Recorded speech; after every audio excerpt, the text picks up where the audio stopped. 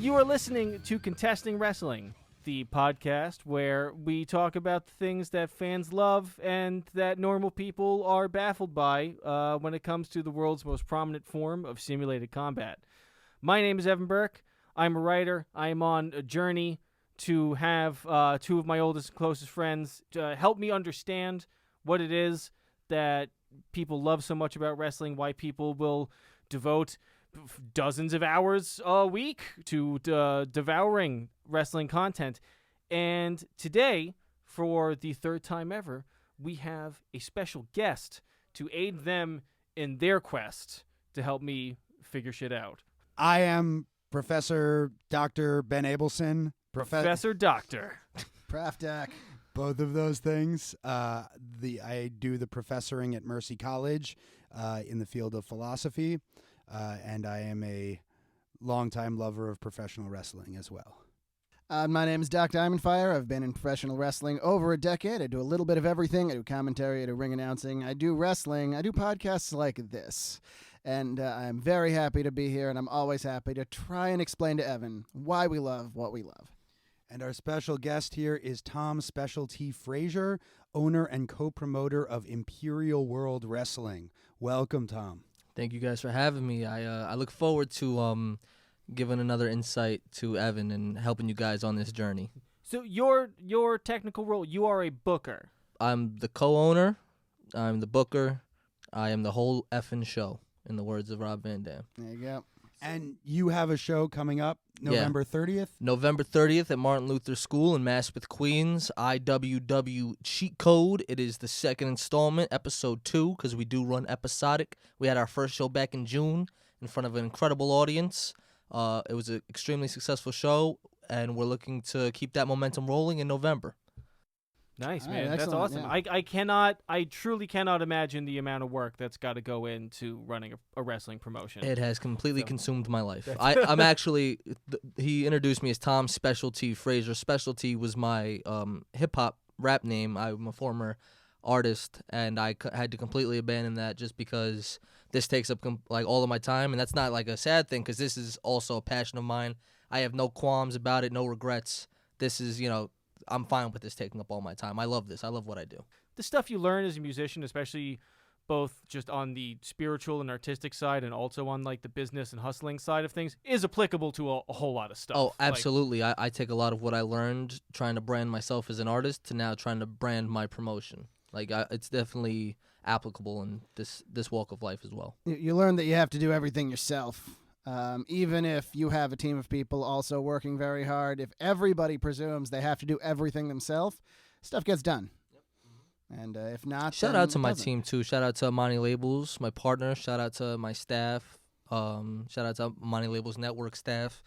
We got a nice little team that really vibes well together. Shout out to David too, David Campbell. So the matches that we're talking about today, we asked Tom for what he thought was a really, really good match that we should talk about, and he chose Shawn Michaels versus Vince McMahon in a no-holds-barred match from WrestleMania 22. Earlier on the podcast, we talked about some of the matches that occurred later in this feud, but none of them are anywhere near the greatness of this one particular match. So I'm really glad we're getting a chance to give it its time. Yeah, you guys might be saying to yourselves, hey, didn't you just do a whole Vince episode? But much like the people that Vince kidnaps so he can hunt them for sport on his private island, we just can't get away from the guy. And but this is not a two-parter because our official first two-parter is coming up, and it will be on the immortal, unfortunately maybe, Hulk Hogan. Yeah, unfortunately, nobody has slain him yet, so we do not know that is possible. It's just a moniker, guys. It's just a moniker.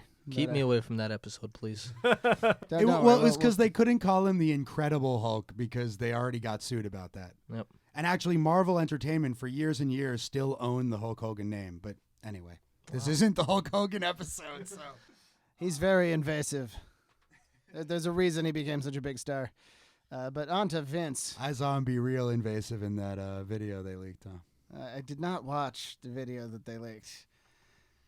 For what I hoped are obvious reasons. The bad match is the Universal title match between Seth Rollins and the Fiend Bray Wyatt from the Hell in a Cell pay-per-view, which was just a couple weeks ago as of the recording of this episode. It set a first-time record, for me at least, that we'll get into. So before we get into the matches, I wanna pick your brain a little bit about how this works, about Absolutely. what's going on. What is it to run a wrestling promotion? Like, what is your day-to-day experience? How long is this podcast? How much time do we have? All right, sheesh. I mean, literally, you couldn't even fathom what it's like to own. Back when I did music, I thought that I was grinding hard. I thought I was working hard. I didn't have a damn clue what working hard was until I did this. And honestly, this doesn't even pertain to wrestling. Just owning a company, owning a brand, Sure. and doing it the right way. A lot of times with indie wrestling promotions, it may not be as in depth, but we have a meeting, right? To the average mind, a meeting doesn't seem to take up too much time. You have to schedule the meeting. You have to plan the meeting out. You have to reach out to everybody that's going to be involved in the meeting. You have to think about who needs to be at this meeting, who needs to be privy to this information. Even just something as simple as that. And that doesn't even get into the wrestling. Then you got to book the match. I got ahead of it. We launched in January of this year, 2019. Our first show was in June. So from January to June, it was all about picking it up off the ground, promoting. We had a press conference in April. We had a live draft in April. It was actually a combined event. It was a really cool experience. We used it as a promotional tool. But even before January, I got ahead of it. I spent the 2 years scripting out the show, the whole season 1, because like I said, we run episodic. So I actually have 12 episodes written, right? So then... That must be hard in terms of making sure that you're going to have the talent to fill those positions consistently. It's still constant work. Even with everything written out, that's why they say cards subject to change, because you just got to keep up with the times. People get hurt. Right, people get hurt. Signed. People retire. Exactly, right. What does a wrestling script look like? Like what degree do you write what happens in a match, etc.? Right. My product is more storyline based. It's got a lot more story than you might typically see on an independent level. And again, I'm speaking generally, not every promotion, but what we do is episodic. So it's honestly, the run sheet is exactly like a script would look for a playwright, Segment 1, so and so comes out, enters the room, says this, and of course, with wrestlers, a lot of it is off the cuff, so I just give them a slight direction. I give them where they need to be. Bullet points, maybe. Yeah, bullet points. Like, this is what you need to cover, this is what you need to get across, and then you can get your shtick in there. So-and-so enters, end scene, backstage, this happens, bring it back to the ring, this guy comes out, promote this match happens, this is what and again, the matches, I don't get too involved, because a lot of promoters are former workers. I am not. I was never a wrestler, so I kind of work with them and say, what do you want to do in this match? And then for certain matches, I'll be like, well, I need this to happen in the match.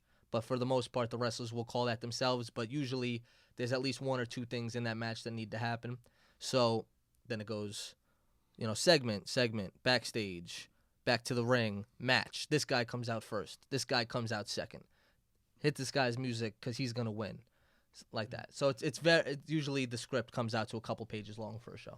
Before we started recording, we were talking a little bit about, in an independent promotion, some independent promotions, the characters will all be created by the booker, and they're all sort of like the booker's intellectual property. Some promotions, it's all everybody who is on that, it's a character that the wrestler came up with, and they're sort of more in a partnership with the booker. Where do you fall on that? And if you are creating characters, I don't know, kind of what's your process there? That it's a very complex science. It's definitely not an exact thing. Wrestlers are independent contractors, right? So there's this kind of power struggle where what the promoter says goes, obviously, because the promoter's the one that's putting on the show. He's the one that's paying everybody. You're working for him. It's what he says goes. But then there's also wrestlers who think, well, I don't have to do what you tell me to.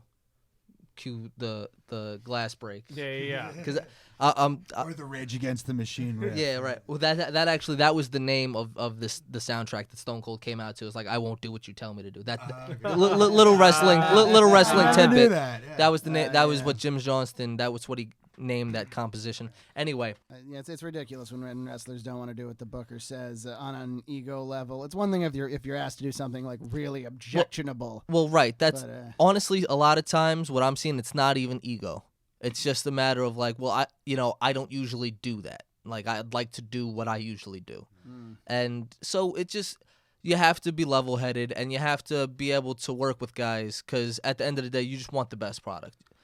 A lot of promoters, they just want their product. And you don't want wrestlers doing stuff they're uncomfortable doing, because then Right. the audience will be able to tell, and it's not going to come off well. Exactly.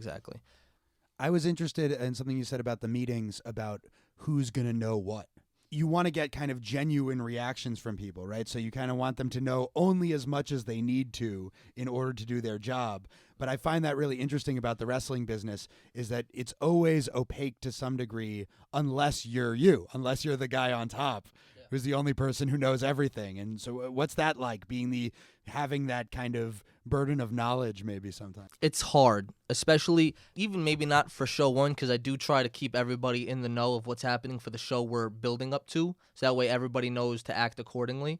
But trying to transpose my vision to people, especially the workers, who when they question, well, why am I doing this? And I happen to know 4 shows from now the end result that I want, and it's hard to like kind of communicate that.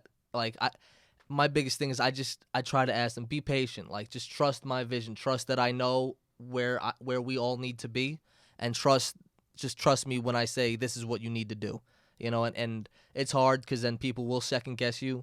And like I said, it goes back to I want to work with you. I want to make sure you're not just comfortable, but I want to make sure you're down to do this. And sometimes they'll be like, oh, well, why do I need to lose here? Or, oh, why is this happening? This doesn't seem to make sense. I was like, yeah, but it will make sense moving forward. And it's a lot of tussling. It really sounds like, we've talked before about how wrestling has a lot of overlap with improv comedy in how it works, and that's like I did improv for a few years, and there's a lot of the same framework. And this really sounds like, are you a fan of Christopher Guest movies? Name some. Waiting for Guffman, Best in Show, A Mighty Wind. Spinal Tap was kind of a Christopher Guest movie. I've never even seen Spinal Tap. They're all.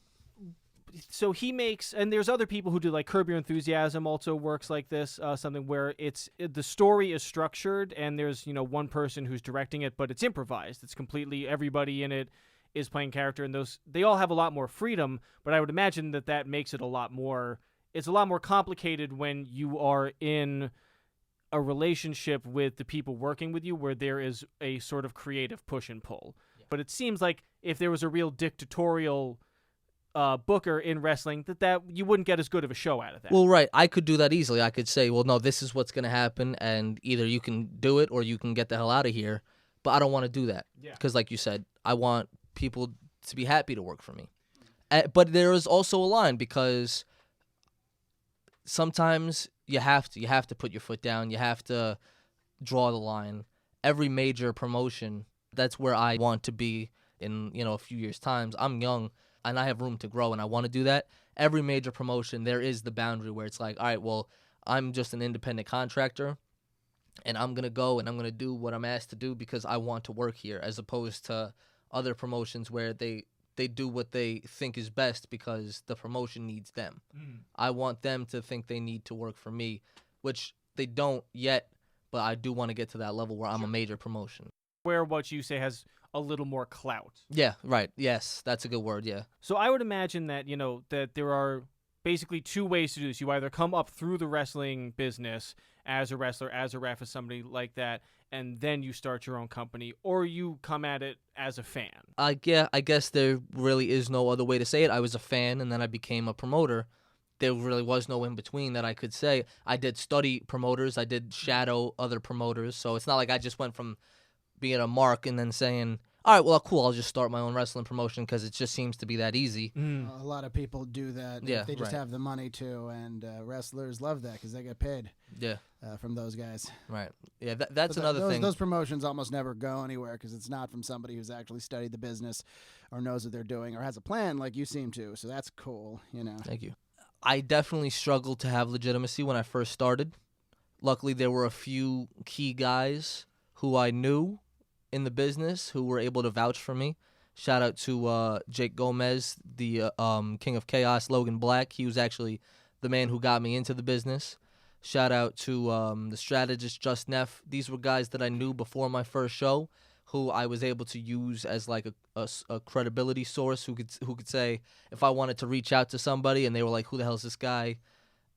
Like Jake and Neff could say, no, don't worry, like, you know, you could trust him. You could take his booking. And honestly, I don't know if I would have been able to put a show together without that kind of credibility vouching for me. You know? So even though you did not come up in the business, you still, once you realized that this is what you wanted to do, you still have the sense to go and find people in the business to get in there. How it actually worked, because like I said, I used to be a hip hop artist. How it actually worked was I was engineering at a internet radio station, WVMR in Queens one day, and one of the daytime shows that was on was a wrestling podcast.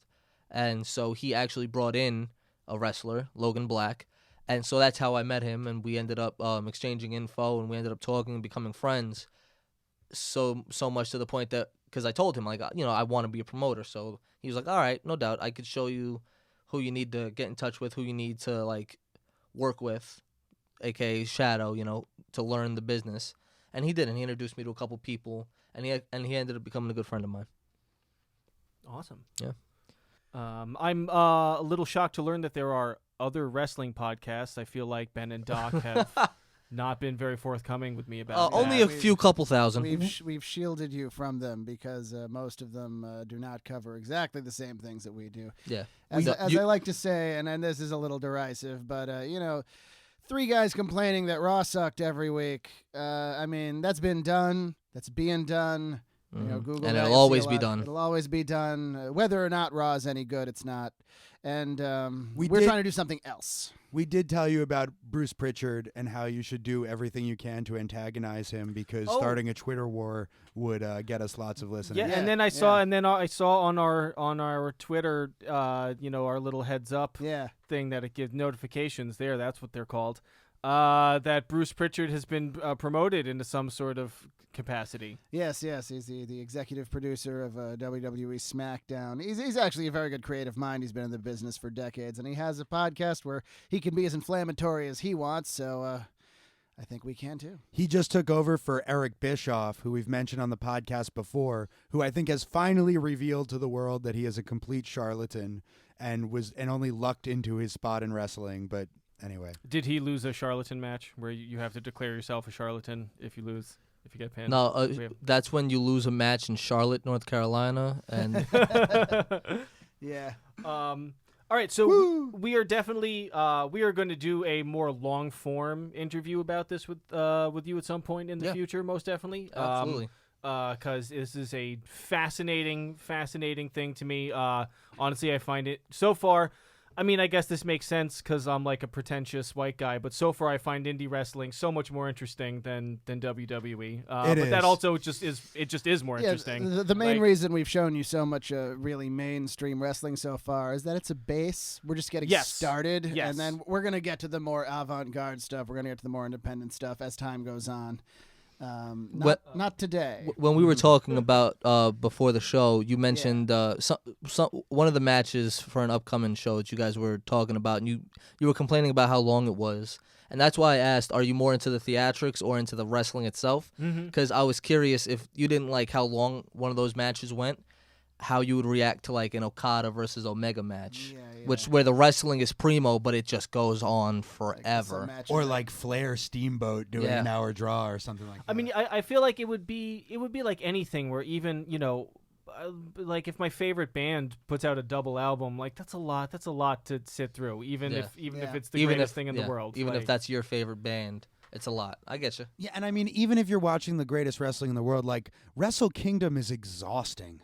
Like, watching like one like amazing match after another with like so many near falls and all that shit, like there's diminishing returns at a certain point. Absolutely. When we started doing this podcast, I feel like I would have said, oh, clearly I'm going to be more into the theatrics of it because I'm not as much of a sports fan and that kind of thing. But I have to say, as we've been doing this, like, this is probably the most I have ever enjoyed, like, physical competition in any sort of sense. And I've mostly been trying to watch through the lens of the concept that Ben and Doc introduced me to that I think about a lot is a wrestler expresses their character through their physicality and how they wrestle. And that's kind of like the core thing, one of the core things to look for. That's why I'm thinking, and I'm just guessing here, and we will find out at some point in the future. I think Evan's going to like modern New Japan, okay, even if the matches are long and there's a lot of it, because the matches are usually packed with action. There's a lot being communicated in the action. It's very different from like the much slower American style from the early 90s that we've seen a bunch of. But today, Shawn Michaels and Vince McMahon. Yeah. I guess one way of kind of getting into this, Tom, to what degree do you identify with Vince McMahon as a booker? Is he the reason, some of the reason why you got into it? You got his muscle and fitness poster blown up on the wall. Your alarm clock goes off, and it's just, what a maneuver, over and over again. Unbelievable. Unbelievable. That's a thing in the ring. I actually, funny that you mentioned that. I think Vince McMahon is a very underrated commentary man. I think any type of promoter will always be the best choice for commentary. Yeah. Because nobody will be able to narrate their own vision better than the man who has his vision. You know what I'm saying? You could send two guys out there and say, well, this is what I want people to feel, but to go out there and say and know what you want people to feel and be able to manipulate the scene that you're watching and just like, oh, well, if I want people to think about this guy as like a striker, go out there and react, oh, wow, to every strike. There's no better commentator than the guy who's running the show. And obviously that can't always happen. Sometimes he's too busy. I to be honest, I don't know how he used to operate WWF and commentate at the same time. It blows my mind. I think Vince McMahon is a genius. No matter what's happening with the state of WWE right now, I think he's a genius, and even if he might have lost touch or whatever, I'll never take away his accomplishments. He's an idol of mine. I idolize Vince McMahon and Paul Heyman.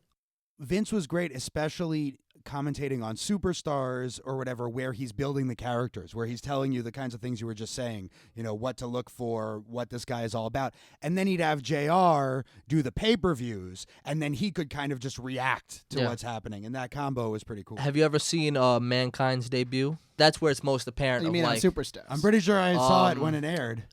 I don't know if it was on Superstars, to be honest. I just remember watching Mankind's first WWF, like where he came out in his gimmick, and just it was very peculiar how Vince McMahon was speaking and how he was reacting to Mankind, because you could tell he made that character and is now reacting to how he made that character. It was cool to watch. Growing up and seeing Vince and like knowing that he was really in charge and stuff, it just, to me, the idea that you had your own universe that you could play with, and your own giant story that you could write is a very appealing sort of thing. Absolutely. My biggest thing when it came to doing a promotion was just to that point, like, I want to give the fans something that I think is the perfect product. And rather than sitting around and complaining about what WWE could be doing better or what so-and-so's promotion could be doing better, let me just go out there and make my best attempt at making a perfect product for somebody. The commentator really is going to have to either be a promoter or a wrestler, because those are the two people who put the most thought into how to pace a match. Mm-hmm. And those are the two people who put the most thought into how to, how to communicate a match to an audience.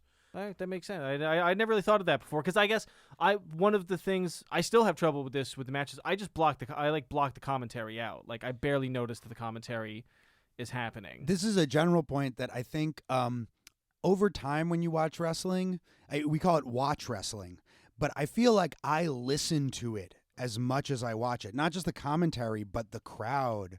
And I think that's something that over time perhaps we'll build with you, Evan. Evan, I hope you didn't block out the commentary for this Vince-Shawn Michaels match, because the way Jim Ross sells this match, that is one of the highlights for me, because he's a part of the storyline. He's just as much as an opponent of Vince McMahon as Shawn Michaels is, and the way he sells the agony that Vince put him through, and the way he sells the joy of watching Shawn Michaels just tear apart Vince McMahon. I watched that as a kid.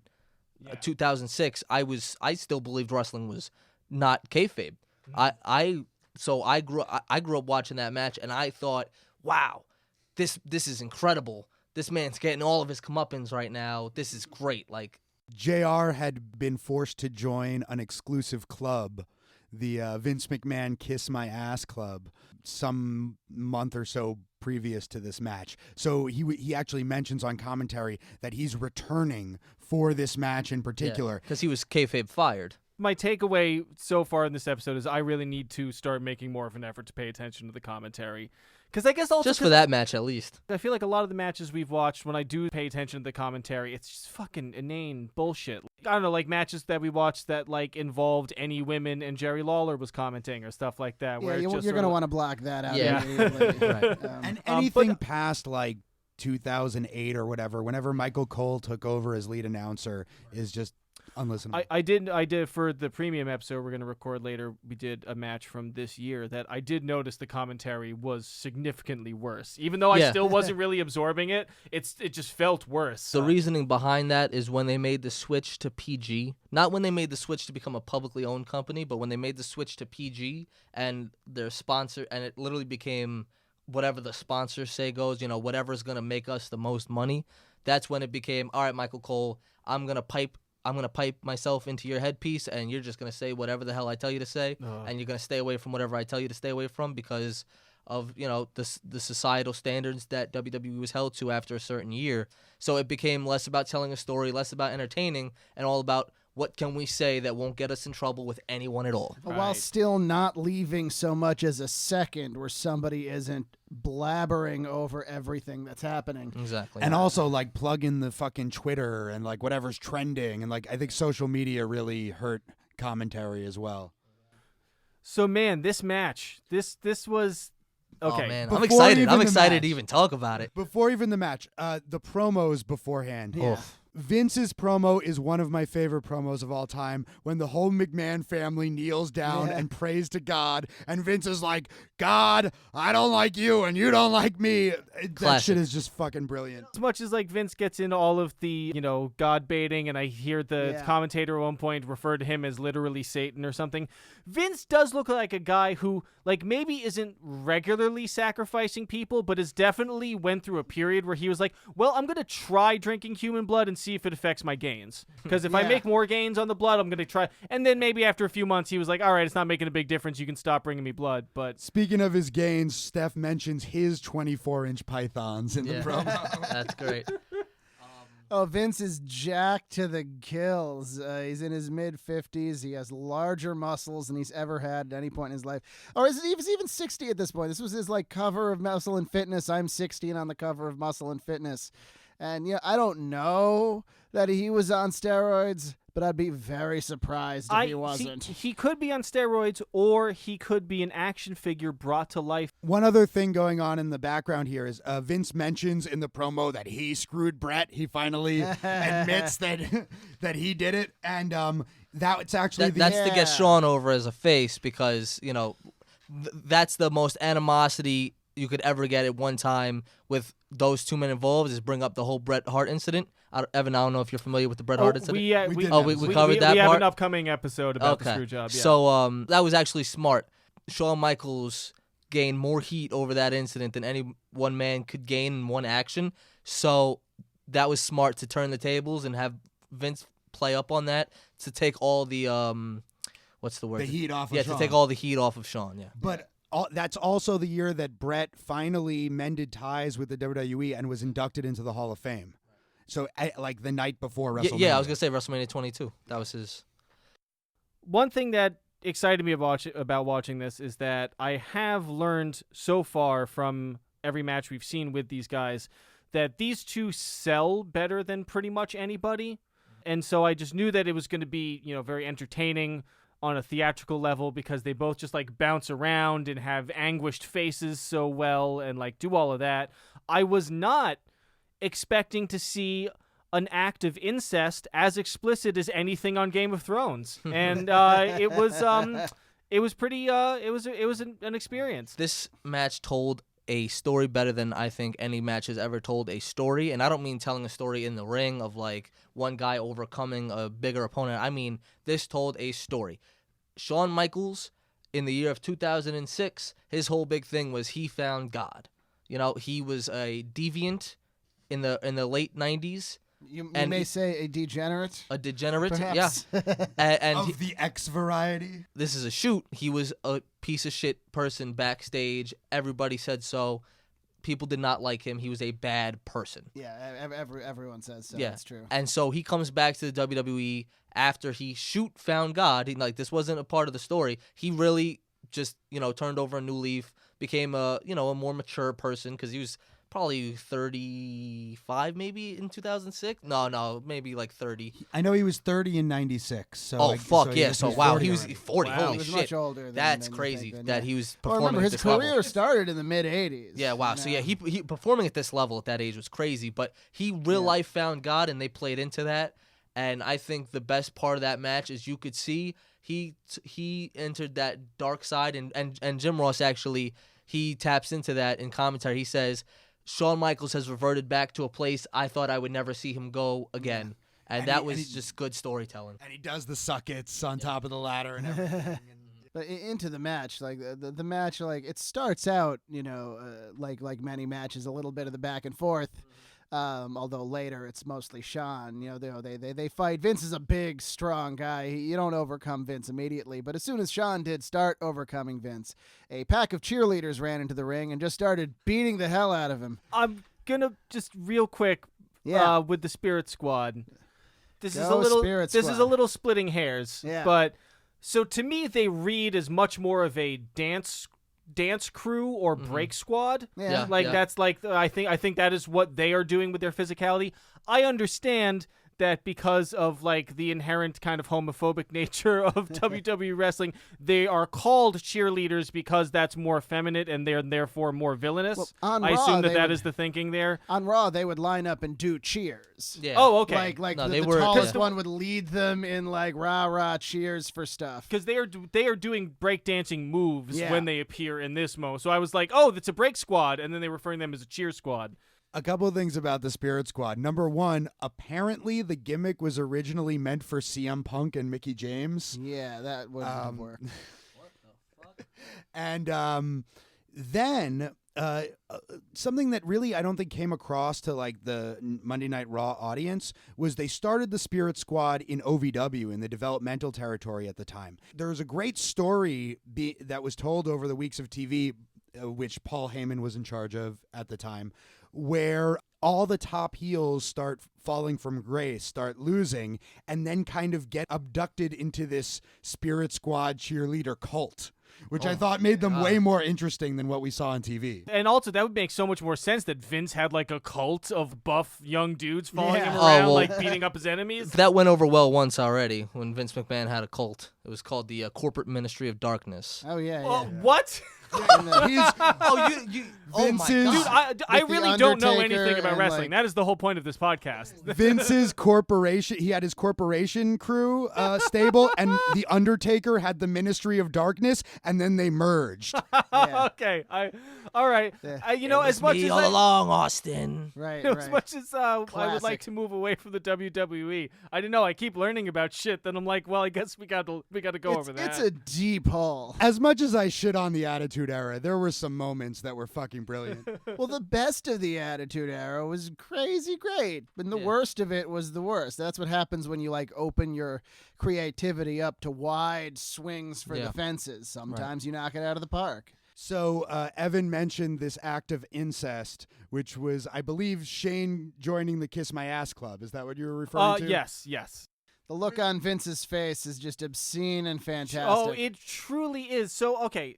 Shane is awesome in this match, by the way, right? Nobody sucks like Shane McMahon does, man. He shows up and I hate him so much. I maintain my description that I've always had about Shane McMahon, which is he is a guy who is a white-collar office manager by day and a terrible SoundCloud rapper by night, and he will make you come to the company barbecue and make everybody listen to his SoundCloud while you're all at the barbecue.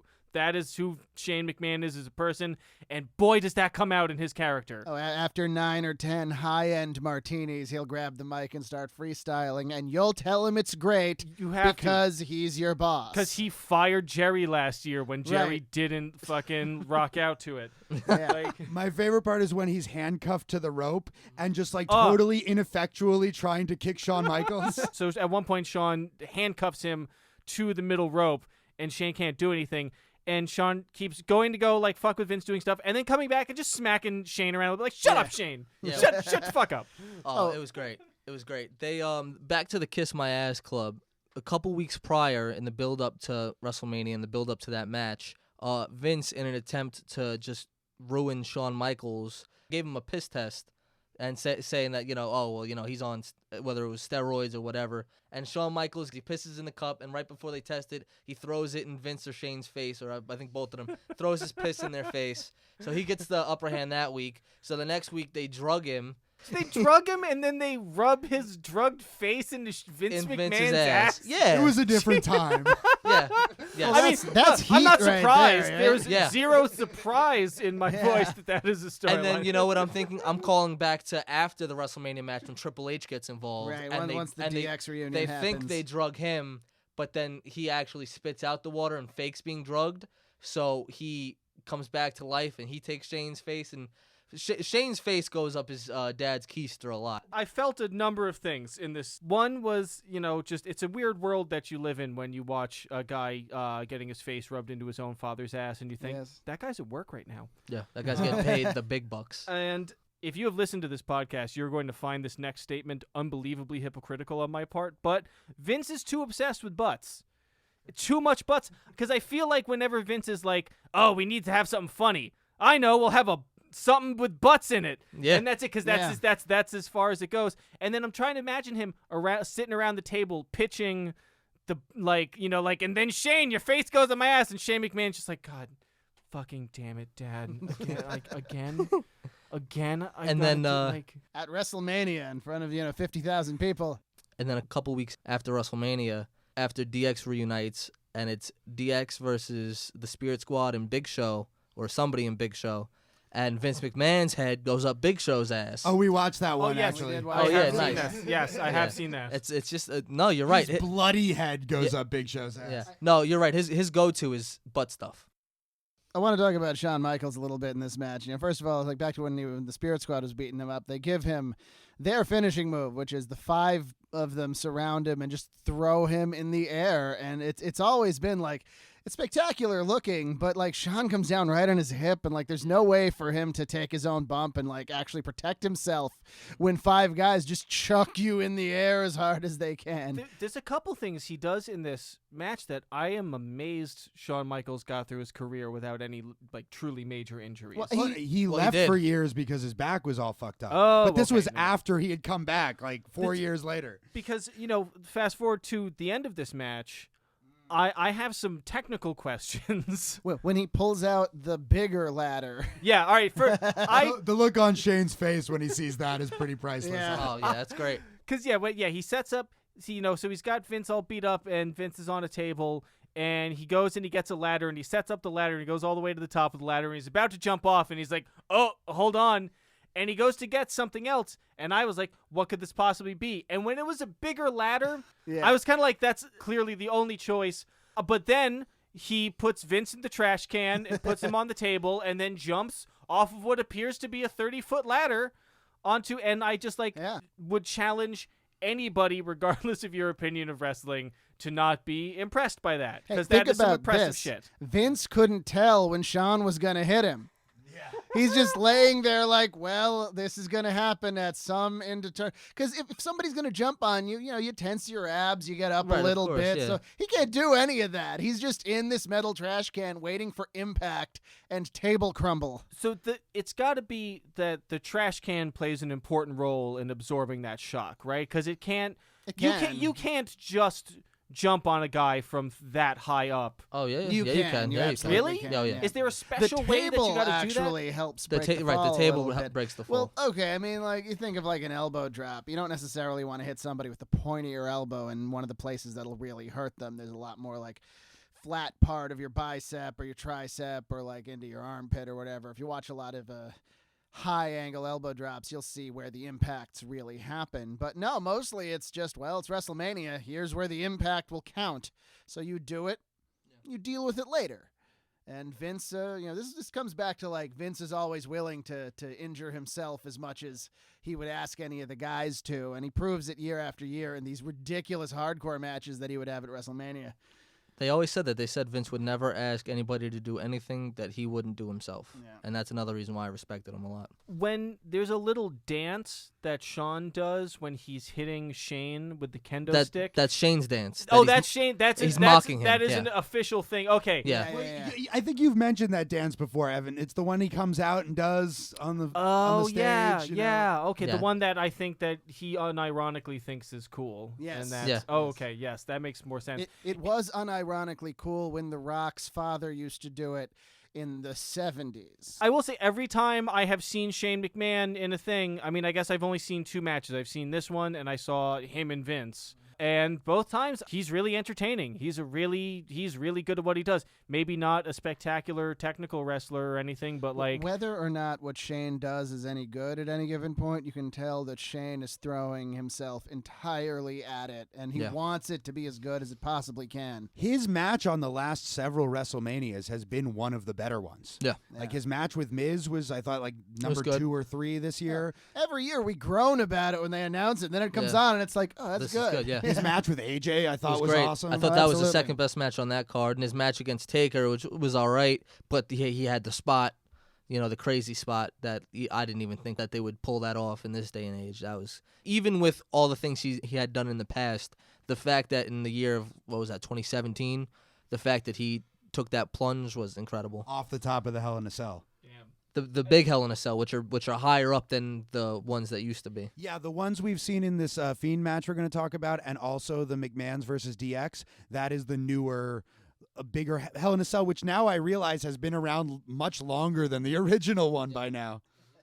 And as we established when we were talking about the Hart family and what growing up with Stu Hart as a father must have been like, if you, I'm sure wrestling families, the father will make it clear that his love will be based on how good you are or are not at wrestling, and then that's how you get really good wrestlers, when it's so deeply said, we're like, I need to be good at this to prove my worthwhileness to my family. Like, that's I mean, it destroys them forever, but like, that's how you raise genius kids. It's the same in philosophy.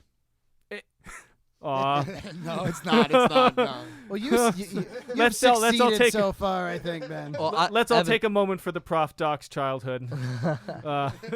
Ev, I don't know if you know this, but Vince McMahon Sr. was also a wrestling promoter. Yes. Yeah. No, they've we did on the full history. Vince episode, which will be Right. the one previous And to this Vince one. Senior's dad, Jess McMahon. It's that deep. Yeah, wrestling. Wow, I didn't even know that one. Is there anything else on this? I have one last thing. Yeah, let's do one last thing before we move on. Which is to- just Vince giving the finger on the stretcher going out. Gotta mention that. So iconic. Right, because he's down, he's kind of out, but he wants to let you know still. Yeah, screw you, I'm Vince McMahon. I'll be back. I still run this place, damn it. So now moving from one of Vince's great moments of brilliance to, One of his Nah. swing and misses. ooh yeah, All right. not so good. So I don't know how you guys want to do this, because I have a lot to say about this match. I understand that the fans were upset about this match for a lot of things. I don't have any of that context. I just have the things that made me upset about I this think match. I think we could start with that. We could definitely start with the technical aspects of the match and how you viewed it. Yeah, let's get Evan's raw reaction All right. first, and then we'll To try to give the Fiend Rollins 2019 fail in the jail. I'll be honest. A lot of this is in the context of I'm just like going through all the shit with my job, and like I'm turning 36 soon, and I'm just wondering about, how I spend my time, and like what is it to spend your time in a worthwhile way, and what is it to create anything and put it out into the world, and if it has value or not, and how responsible you are.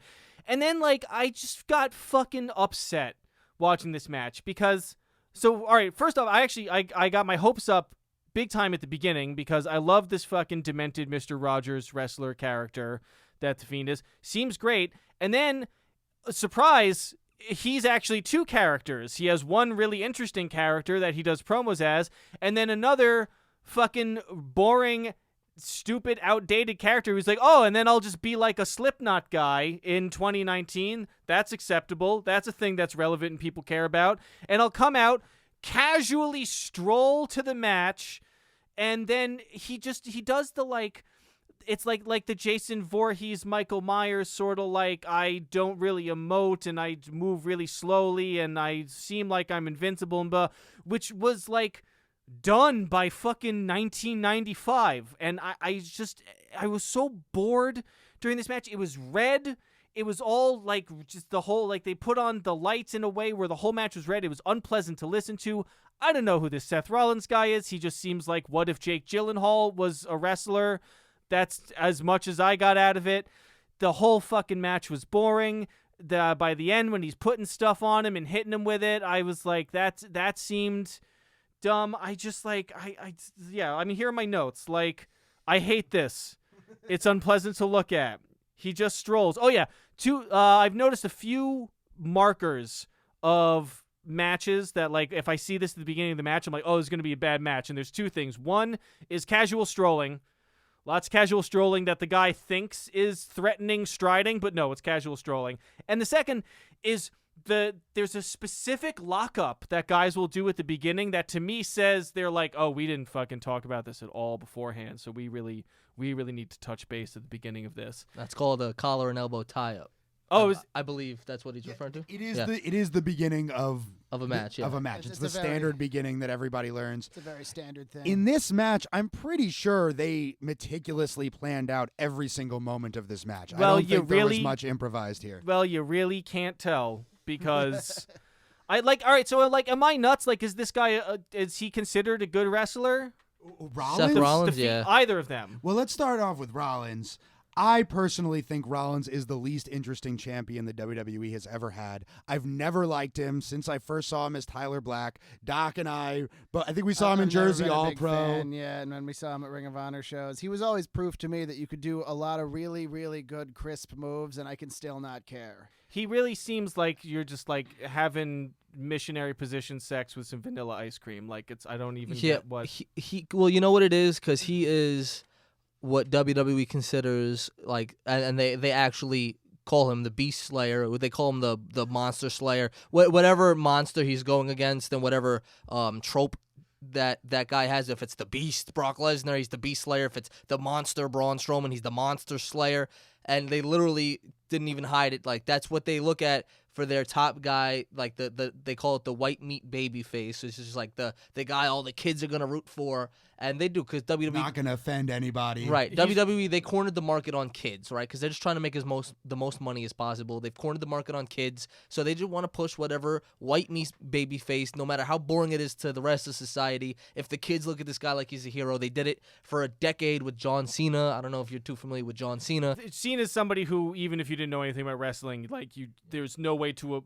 I just absorbed some knowledge about him through the internet. Like, he's at least kind of charismatic, though. Yeah. It started with Hulk Hogan, right? Because that's when everyone thought wrestling was real. That's when it was new, or at least into the mainstream's eyes, it was new. So everybody's like, wow, this is great. And this guy, Hulk Hogan, is incredible. He's got so much charisma, and he could defeat any monster. And then it went to Stone Cold, which was actually the only real diversion from the white meat good guy, because he was kind of a bad guy in terms. And then it went to Cena, and it's just gotten more and more stale as time has gone on. Especially because it seems like, all those guys, even Cena, like there's something to their character. But if this guy is really just the Beast Slayer, the Monster Slayer, by definition, he is being defined only by whoever his most recent match was against. Yeah. That is the definition of an empty character. And, you mentioned the monster movie comparison. I mean, whatever you think of doing that kind of thing again, if you're watching the horror movie, you have to kind of care about the people who are being hunted and killed, right? Yes. So even though the monster might not be doing anything that interesting except just being a scary monster, like hopefully there are some other actors there who are carrying the fucking story. I think part of why I got so upset was because I felt so bait and switched. Because it seemed like, wow, here's a guy who has a really interesting character, who's got a very expressive face, who looks like he's, physically going to be a really good wrestler. And then, like, I do not understand the appeal of this Fiend character. I do not understand the appeal of why he would go out and wrestle in this guise, which seems to strip all of the cool things about the other character away. This is where the context comes in pretty heavily as far as like Bray Wyatt goes, because Bray Wyatt has been around for several years under kind of a different character. He had more of like a kind of a swamp guru cult leader kind of thing. He would have like goons. Kind of like the end of the first season of True Detective.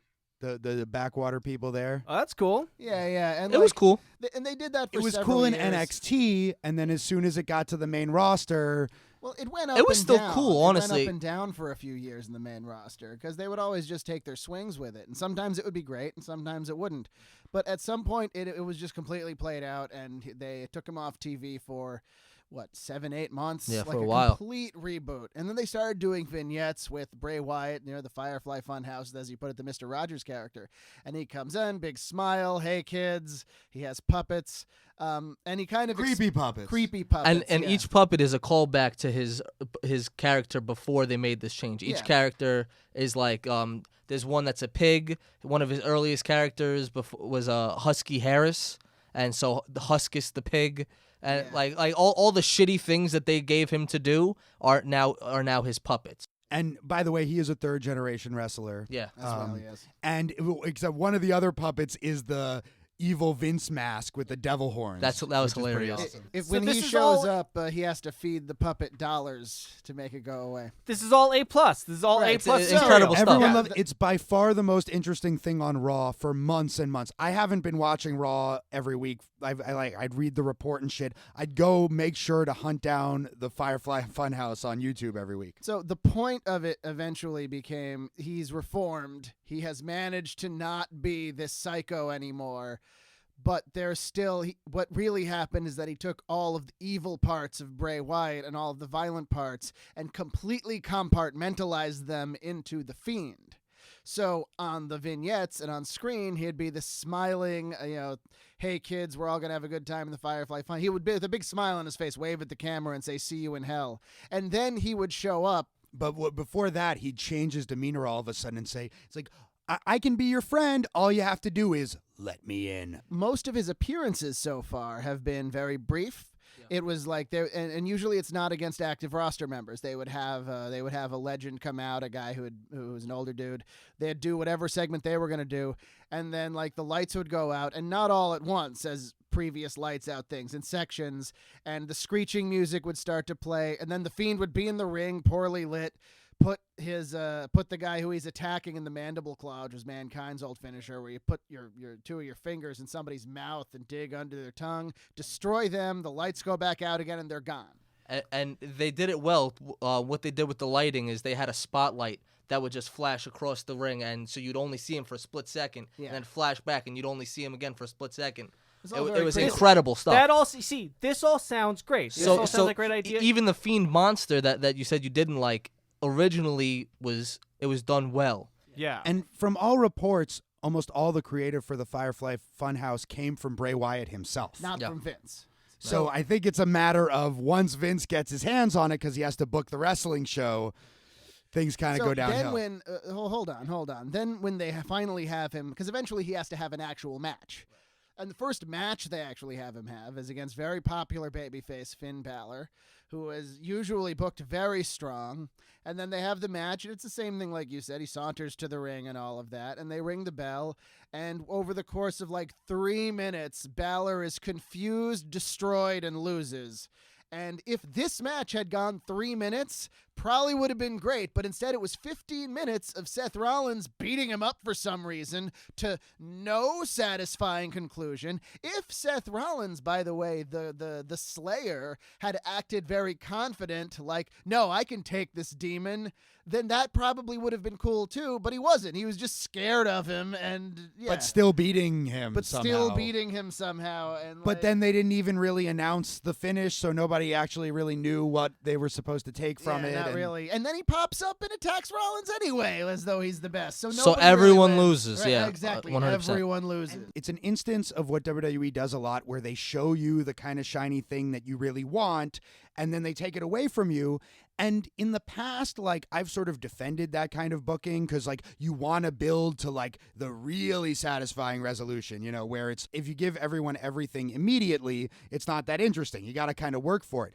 But in this case, WWE has been so uninteresting, and this is the one thing that the fans grabbed onto that sort of lit their imagination. Like with the Finn Balor thing, the year before at SummerSlam, Finn Balor's own supernatural alter ego, the Demon, had trounced Bray Wyatt very quickly as well. So we're all thinking, The old Bray Wyatt character. The old Bray Wyatt. So now we're thinking, we're going to get the Demon versus the Fiend eventually. And they announced that the Fiend is going to have this title match, which I thought was a little too soon. Very agreed, Yeah, 100%. very premature. The title, and this is, taking it back to like behind the scenes insight. Titles, they mean nothing in wrestling. In reality, what you use a title for is for a guy who needs it. This guy needs a title. He needs some legitimacy. This guy was the most over character, not only in the WWE, he was the most over and talked about character in wrestling. This guy did not need a title. He could have went on a rampage and for months, for a year, they probably could have held on to that momentum for so long, and the first thing they do, give him a title match and completely beef the whole thing. Yeah, he doesn't win it. Yeah. And the idea that he could be the champion, though, was like, well, if he became the champion, would, the whole show turn into the Firefly Funhouse? Yeah, Like, that'd be dope. there's There's so so many much cool cool things. things. Who could Thanks. possibly beat this invincible monster if he just comes in and takes it? That's how you build an invincible monster. It seems like the core of the problem, sort of like the issue that I had just moving from the one segment to the match, is that they have this guy and they establish all of his strengths and they establish all the things that make him cool, and then they put him in a match where none of that is in play. Yes. Where he cannot do any of the things that make him interesting. He can't do a promo as the more interesting character. He can't do like the quick, like sort of effects aided murder thing. He can't do that. he had the giant mallet. Oh, the giant God. cartoon mallet. I thought he pulled that out. I'm like, oh, that's great. Like, whatever they're about to do with this is about to be interesting. No. Nope. I mentioned at the beginning of this episode that this match set a record for me in this podcast. It was the first match where I tapped out. It was the first match where it got to the point when Rollins very like gingerly goes over to see if he's dead or not and then hits him with the chair. I just was like, I'm done. I don't fucking need to watch this. And then I said I had to plead with Evan this morning to finish the match. as much as I am committed to trying to understand wrestling and all this stuff, I also just as somebody who likes to consume art and entertainment, if something is garbage to a certain point, like I'm a big believer, like, you absolutely can put down a book if that book sucks halfway through. Yeah. Don't push through. Life is way too short. If you're 50 pages from the end and you've started to hate it, put it down and live your life, and it's fine. That's what really frustrates me about some wrestlers' response to this. Like, Doc Gallows was like, well, if you don't like what happened on Sunday, we got another show on Monday, and we got another show on Tuesday. It's like, well, if I didn't like what happened on Sunday, why the fuck should I keep watching? Yeah, if you fucked me on Sunday, why am I going to be like, oh, well, maybe it'll go differently on Tuesday? Well, the main reason we wanted you to see the end of it is that that's what most people really hated about it. You can tell in the middle of the extended sequence where the Fiend is down and his only movement is when he kicks out of everything really fast. There's a point where the crowd realizes he's not going to win the title, and a lot of them came specifically to see that happen. They were like, here's the new hot character. We're not into the current champion. He's just going to come and murder Seth Rollins. And then none of that happened. And their current champion, Rollins, is now getting booed by every crowd. And they keep putting this match on for the live crowd at every show to massive boos for their top babyface. And now they're going to do the fucking rematch in fucking Saudi Arabia. Oh, God. So Jinx. here is what I really can't figure out. The physicality of the Fiend character, the Jason Voorhees style thing, maybe sounds like a good idea in a pitch meeting. It is not interesting to watch, and my question is, how does he get away with that? How has nobody in the WWE pulled him aside and be like, oh, actually, walking slowly and not responding to getting hit is not fucking interesting? I mean, everyone loves the entrance. Yeah, okay, the entrance is great, but like But the entrance is when he's walking slowly. Am I insane? Do you understand what I'm saying? He shouldn't be in long matches. They should do what they did at SummerSlam and just have him either kill people or just do the match where, you know, as Rollins did, he just keeps getting hit over and over again and doesn't respond and then kills the guy. I gotta say, you typically are in the minority with wrestling fans. They love the walking slow. They loved Kane. They loved The Undertaker. That is actually one of the biggest pops is when you come out and you walk slow and you're ominous. For some reason, I don't know, wrestling fans just like that. I don't know why. Well, no, and I'm like, I don't even necessarily think that's inherently. It's not like it's inherently bad. Like, I could imagine, like, I've watched a couple Undertaker matches, and like, I can absolutely see how it can work. Or like, I don't think I've seen any Kane. We haven't watched any Kane matches for the podcast, but like, I remember seeing Kane matches was like a big star yeah, for a long and he's time. like a threatening looking dude. I guess it didn't read as threatening to me. It just read as lazy. I can absolutely imagine a world in which somebody pulls it off well and it is threatening and ominous and cool. You know what it is?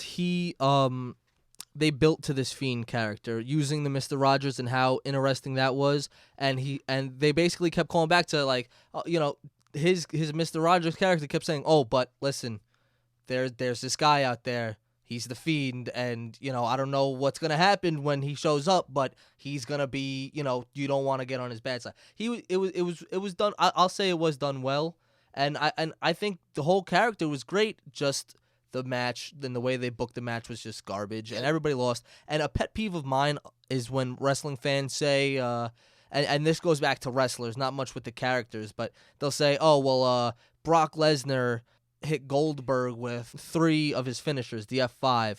Oh, so now anybody who loses in less than 3 F5s are like, or John Cena kicked out of like 5 F5s and Brock Lesnar kicked out of like 3 of John Cena's finishers. So how do they bump it up?" And I always thought that was dumb because, you can put somebody away on any given day with any move. But it depends 6 on the whole context of the match, too. Right, yeah, exactly. Like, if it's WrestleMania, yeah, he's gonna will his way to kick out of more. But he kicked out of Seth Rollins' finisher, the curb stomp, 6 times in a row and kicked out at 1.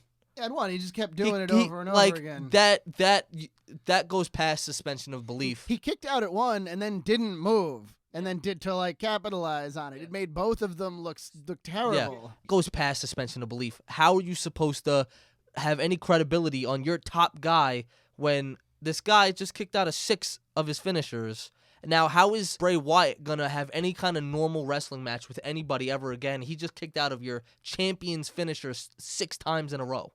If you're telling a story with the moves and there's kind of a fighting game sort of style, like almost Dragon Ball, the moves all have different powers. Yeah, if you just keep having the finisher mean nothing, then why have a finisher? Why would you ever expect anybody to feel anything if somebody's about to do any a type finisher? of excitement? For another episode, I had to watch another Roman Reigns match. To me, that's like so far the ultimate example of the anticlimactic finisher, the jump punch. I know he calls it something else. It's the jump punch. I'm not fucking referring to it by anything else. That's his like setup for his. The spear is his actual finisher. Oh, but, yeah. that's somehow even less creative. Yes. Yeah. So let me give you a little backstory, right? And typically in wrestling, and I feel like you've seen enough wrestling now to know. Okay, so the finisher is going to end the match, unless it's a big-time match, then maybe it might take 2 finishers, right? And if it's WrestleMania, if it's the main event, maybe it'll be 3 finishers, right? Like in the Vince-Shawn match where it was done really well. Right. Yeah. So they booked themselves into a corner because they brought back a guy named Goldberg last year. Evan knows all about Goldberg. One of the few concrete wrestling positions I've developed so far is that I don't care for Goldberg. Was he watching WCW or this new Goldberg? It was Goldberg Lesnar from WrestleMania 20. Oh, okay. So they bring Goldberg back to have that exact rematch at WrestleMania 33, maybe? Which was really good, actually. I like that match. It was much shorter. It was good and it was shorter, but the problem was they were lazy and they didn't want to do a real match. So how they started the match off was they each hit a finisher. So at the time it was cool. And actually, no, I'm sorry, it was at Survivor Series. So, he squashed him. Yeah. He squashed him at Survivor Series, right? So then they have this match at Mania. They start off finisher, and then they go finisher, outside spot. Finisher. And so then they kind of booked themselves into a corner, right? Because now it's like, oh, well, so-and-so, he took 3 of his finishers, right? And then he beats Kevin Owens, and Goldberg becomes the top champion in the year of 2017, which is nobody really liked that because obviously he was a big star of the late 90s, early 2000s. And it seems like nowadays every main event match needs more and more finishers to the point where it's like now you've got garbage where the Fiend needs to take 6 finishers and 800 chair shots and 8,000 weapons piled on top of him. What are you going to do next time? 18 finishers?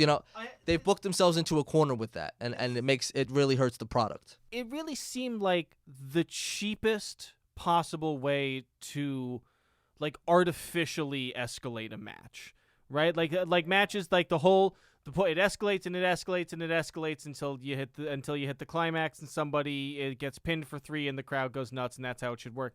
And to just I'll put another thing on him.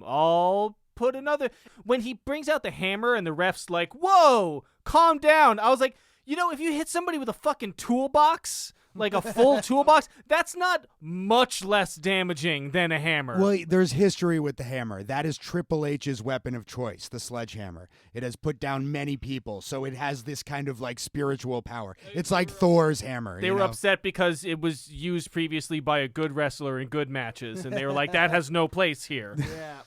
Well, that brings us once again to the very end of the match where he keeps doing it. There's no satisfying conclusion. Seth Rollins does this to the Fiend over and over and then doesn't beat him. Also, he doesn't lose to him. And the crowd thought it was a disqualification because they didn't announce what the actual result was, which shouldn't happen in a Hell in a Cell match. Ugh. Hell in a Cell is supposed to be anything goes. And One last thing. So a bunch of people, obviously lots of people were critical of this match, including wrestlers in the company. And reportedly Vince McMahon's reaction was, "Oh, I guess some people in our company are too pro wrestling." So, you can unpack that how you want. Little context for that, Evan. WWE is not pro wrestling, and that's not just being quirky. Vince McMahon, in order to not have to pay certain taxes or something, there's some kind of in New legal York, sports taxes in New York or whatever. He actually went on record in the early 2000s and said, "We are not pro wrestling. We are sports entertainment." And all the way back to the 80s. Yeah. He's been doing that. Yeah. And I think part of it is also to distance himself from what he sees as old-time wrestling. Yeah. He thinks look, we do a lot more than just pro wrestling. It's an entertainment company. He wants people to think of him as making movies. I mean, this did kind of feel like somebody watched a horror movie from the early 2000s. This totally feels like somebody who just watched Saw and was like, "Bro, this fucking movie's awesome," which, I mean, the first one is actually pretty good. But yeah, the first one. Then they made half a dozen more. And and even also they do these they added in these those post-production zooms where the camera doesn't zoom, but they just zoom in on the image to kind of, which is a thing that they do in cheap horror movies. And I don't know, yeah, it seemed like they were trying to go for like a horror movie aesthetic. Oh, and, the red lights throughout the arena didn't give that away? Oh my god. And you know, that must have really sucked for the live crowd. You already have this cage you have to see through. and the cage is red. Now the lights are red. How can you see anything? Dude, I had to pause the match and just look at other parts of my house for a minute because it was just burning my eyes. And you know, I give them credit because what they try to do in 2019 with a very critical crowd, they have to try and do different things. I respected it. I when I first saw the lights, when the match first started, I was like, wow, that's really cool. Granted, maybe 4 minutes in, I was like, all right, well, now it's annoying. But it was cool. And It was they were at least trying. Right, they were trying to create do an something ambiance. different. Yeah. Once again, if I the match respected it. lasted 3 minutes, all of this would have been much better. One last thing on the pro wrestling thing. I think part of it also is Vince not thinking that people care too much about the finishes, about wins and losses and stuff like that. I think that's part of what he means about them being too pro wrestling, which is why this new company, AEW, has gone totally in that direction where they're keeping the win-loss records of everybody. And I think Vince is really driving away the pro wrestling fans, and now they have an alternative. And this might be the beginning of a real turning point in the wrestling business where the hegemony of WWE over the wrestling business is reducing and perhaps being eliminated altogether. I fucking hope so, man. I hope that this is the beginning of a golden age because it seems like this would be a renaissance, actually. and then Renaissance. Yeah, Sorry, there's there we go. finally Not to be a feel- snob. No, that's good. No, it's good. We're all a little snobby here. We all like to mince words and split hairs here. Because it does feel like, whenever I see recent stuff from WWE, it just seems, I don't know who is running the show. I don't know. And there's no hope. I want to like this. I really want to try to get into this. And I find it so hostile in how bad it is. Well, in this year, I know obviously for the sake of the podcast, you watch WWE stuff because it's things that the majority of people have seen. You personally, if you do want to get into wrestling, I definitely suggest checking out alternatives. Yeah. Not even because WWE is IWW. yes.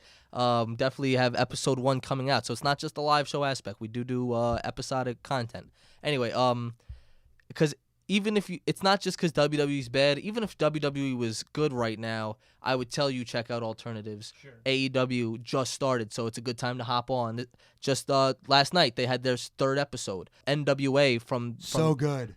NWA. Oh, Yeah. NWA Yeah. Power, And I'm a it's big quick. fan, big It's fan. and 1 it's hour called on YouTube. Yeah, it's called the NWA Power Hour. It's 1 hour a week on YouTube. It's old school wrestling, but done modernly. It's great. It actually really does bother me that so many wrestling fans complain about the WWE product and yet still watch it and don't seek out these alternatives.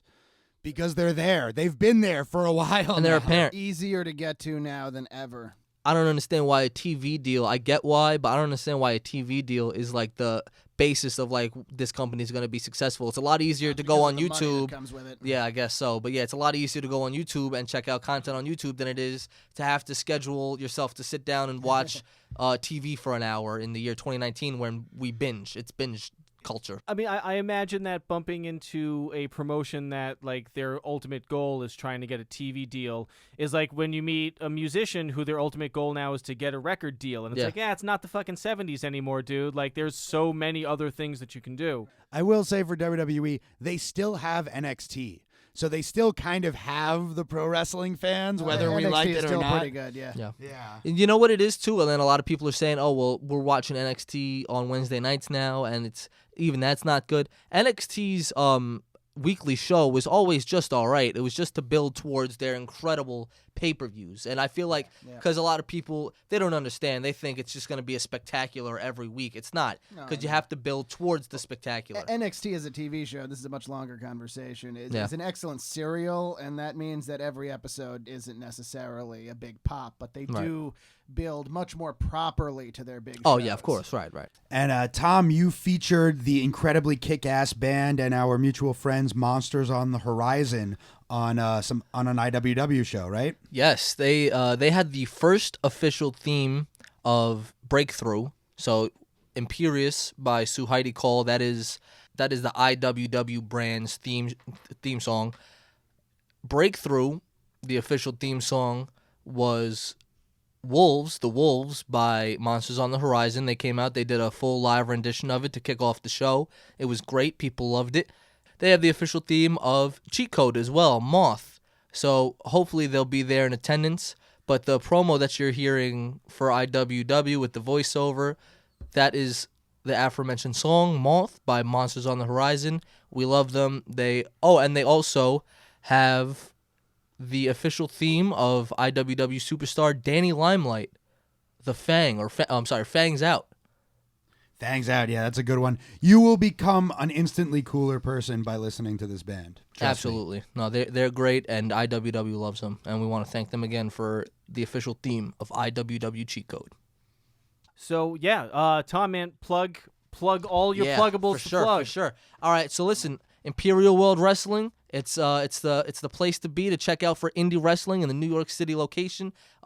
If you want to check out our live shows, we're going to be running in Queens. We have our next one November 30th at Martin Luther School. You can find out more information. Tickets available online. You can see us at Facebook, Imperial World Wrestling, Instagram at Imperial World Wrestling, Twitter at IWW_wrestling, our website, imperialwrestling.com. We're super accessible. We're everywhere. You can see us on your community service channel. If you have Spectrum, that's channel 34. You get all our content there. Verizon, DirecTV, it's available everywhere. You got to check your providers. And what do you have in store for the fans November 30th? November 30th, we got a great card lined up for you guys.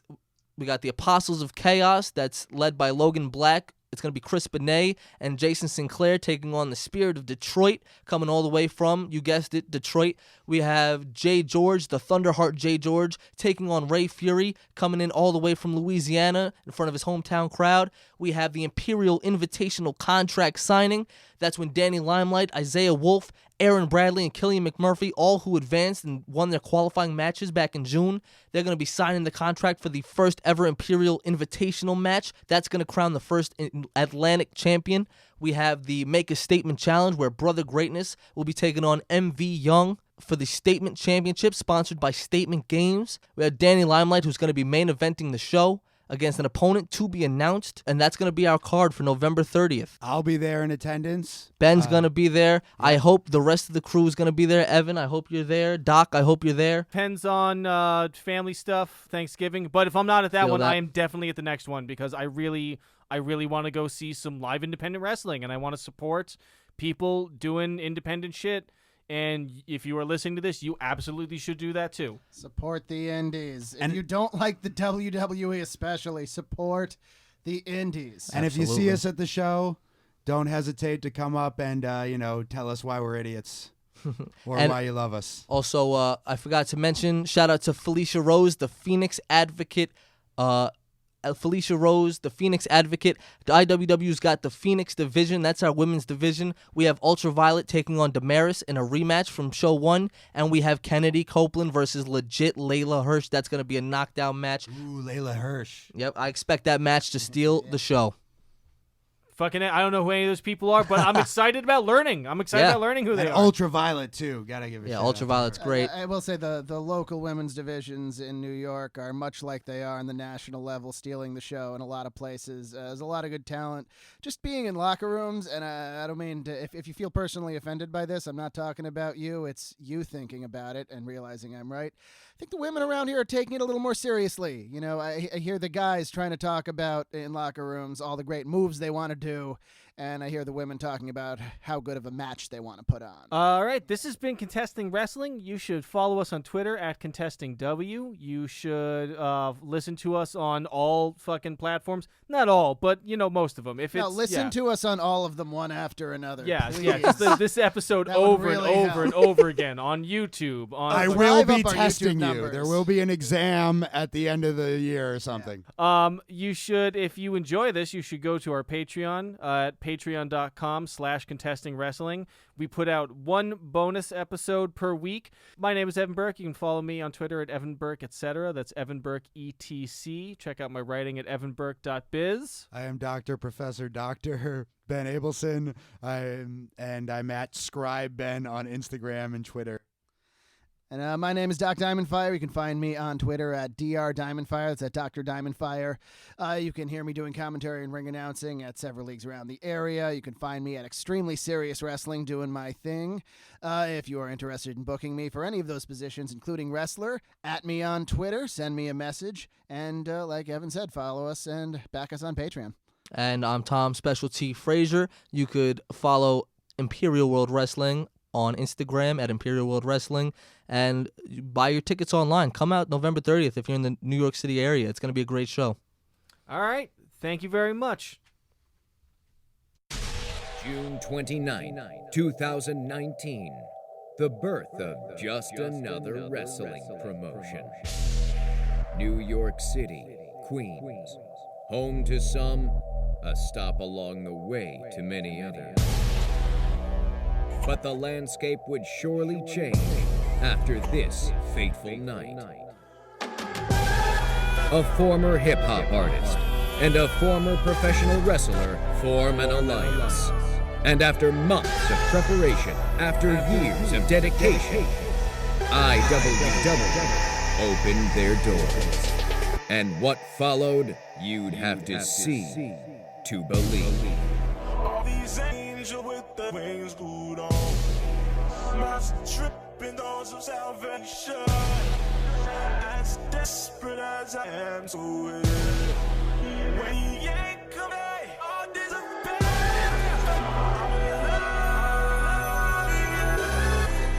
For the end of time, say a prayer. Cut it all. A wild night no one could have predicted. 4 first-time face-offs, a live sermon, a mass Beth screwjob, the rise of the Phoenix division, an indie classic, and a special attraction triple threat, and all in front of an electric packed house.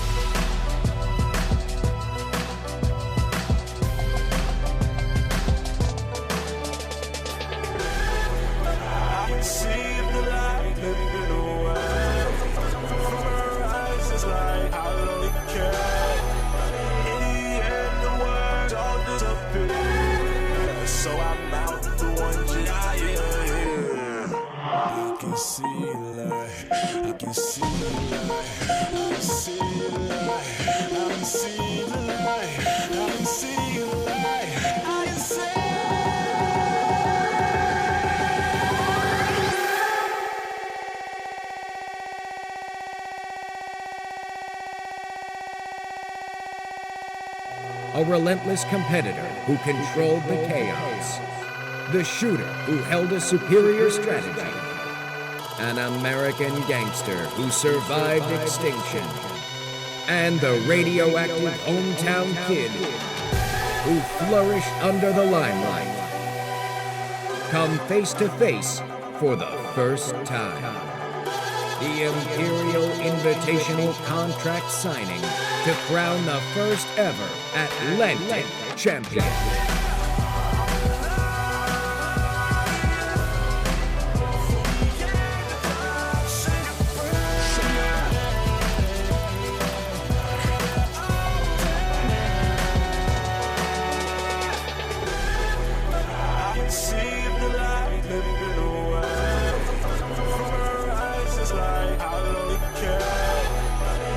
Episode 1. We broke through into the chaotic world of independent wrestling, and so many of you were there to welcome us in. Episode 2. We welcome you to join us all over again as we get the game all figured out. Ladies and gentlemen, IWW has the cheat code.